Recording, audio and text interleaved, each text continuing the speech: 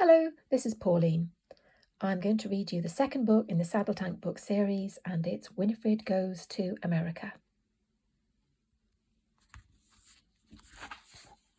And it's dedicated to all those who love steam engines and have a spirit of adventure. Well, we've got the title page, and then the map showing where she travelled from Wales all the way across the North Atlantic to the USA.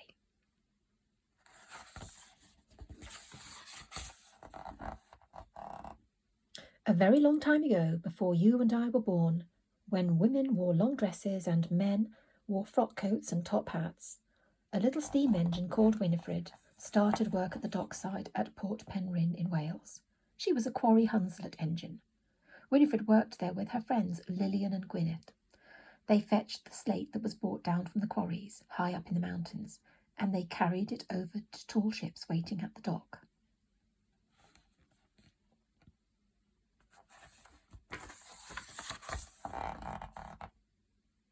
Winifred would watch the ships leave the dock and long to sail with them. When can I go on a ship? She wondered. Lubach, her driver, would laugh and say, "My beloved Winifred, those ships are not for you."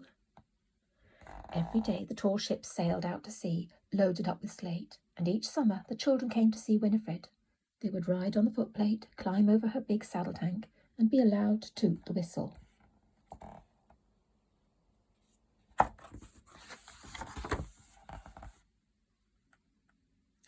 After many years, there appeared one day a funny square little engine. He didn't need any steam. He was called a Ruston. "I'm a diesel," said the Ruston, "and I've come to do your job." "Time to go, you're too slow," he laughed. "They're sending you to work up on the mountain," and he chudded away, grinning. Well, by now, the tall ships with their billowing sails had long gone and been replaced by modern cargo ships. Winifred knew that she had friends up in the quarry, so soon she said goodbye to Lubach and chuffed away up the mountain to her new home. Lubach could now retire to look after his garden with all his happy memories. Winifred went to work with Ogwyn, Keggin, Nestor and other engines in the quarry. High up in the mountain, it was often cold and wet and windy, but still the people came to see the little engines.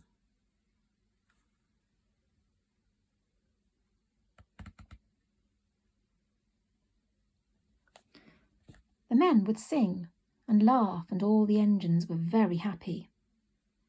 They worked hard each day, ferrying the slate around the quarry, and once finished, it was made ready to be taken down to the port.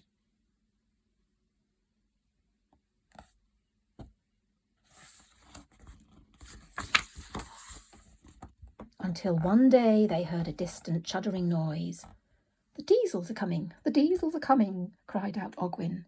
And sure enough, up the track came the diesels, calling out, "Time to go, you're too slow.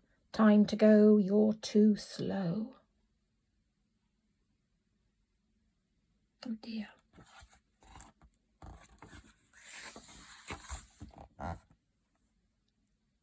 The little steam engines all looked at each other. Everyone was very annoyed. Soon a reporter and a cameraman came to ask them what they thought, and they filmed the engines and the quarrymen. The little engines now sat idly waiting to see what would happen to them. Meanwhile, the diesels started to do their jobs. A few days later, a very unusual man came huffing and puffing up the mountain. "Howdy, folks, where are those beauties?" he cried out in a loud, friendly voice. "Gee," he drawled, "I was sitting in my hotel room in Scotland and I saw you guys on my TV. I want you girls in my show, top of the bill." The man was called Mr. Arnett, and he wanted to buy 6 engines and take them to his home in America. Winifred was delighted, as she'd always wanted to cross the seas, sail away, and see the world.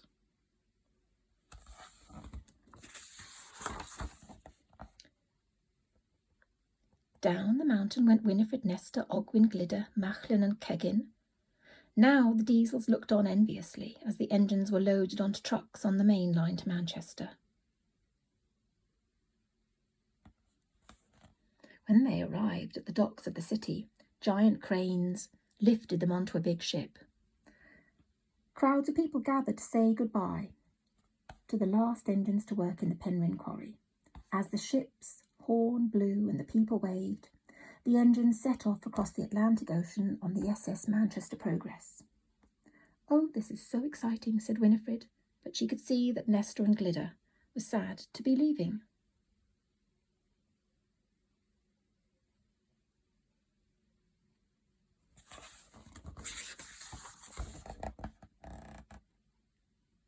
They headed for Norfolk in Virginia, and the engines all started to enjoy being out at sea. At the beginning, the occasional seabird that had got lost and wandered too far from the coast would land on the ship. But soon the engines saw dolphins and whales and flying fish. Winifred loved the vast horizons, the sky, the sea, and the beautiful sunsets. The journey took many days, and it wasn't long before the first storm arrived, with crashing waves that were taller than the ship. But the little engines stayed safe on board.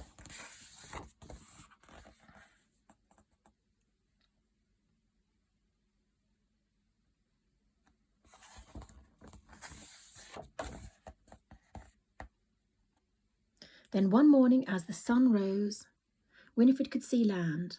The ship had finally arrived in America. People on the dockside watched as they were lifted off. "Oh, Mum, look how cute they are," cried a small boy. All the engines were glad to be back on dry land.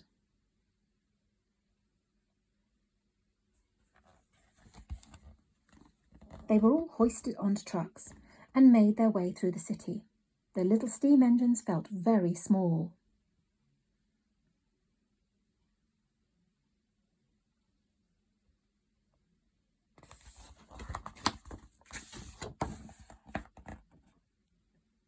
Later that day, they arrived in Murfreesboro, Tennessee. Each engine had a number attached to its chimney. "This isn't a show, it's an auction," said Ogwin. "They're going to bid for us." It had been a long while since anyone had polished their brass or cleaned out their firebox. "Who will buy a sooty old engine?" said Winifred. She didn't need to worry. When the bidding started, the crowd went wild, calling out and waving. And very soon a man in a smart suit was shouting, "They're mine!" He ran over and he said to 3 of the engines, "You're coming with me to Terre Haute, Indiana, to be in my museum." Wow. Winifred and Ogwin and Glitter had been bought by Tony Hullman, who owned a racing circuit and had made the Indianapolis 500 race world famous.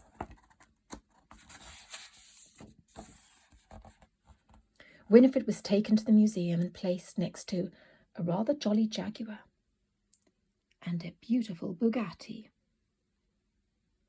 Then she watched shyly as the visiting crowds came in. "Go get 'em, girl," said the cars encouragingly, and Winifred started to tell the people all about steam engines, the quarries and whales. The people loved it. Winifred was so happy. She smiled, and she wondered what they would think of it all back home in Wales.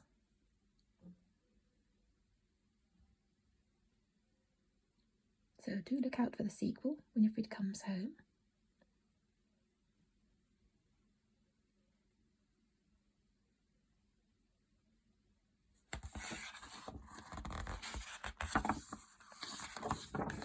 Then we've got the map again of her journey. And on the back page, we've got 4 different types of tank engines. There's a well tank, a side tank, a pannier tank, and a saddle tank. And do go and visit Winifred and Alice at the Bala Lake Railway if you get a chance. Thanks for listening. Take care, everybody. Bye.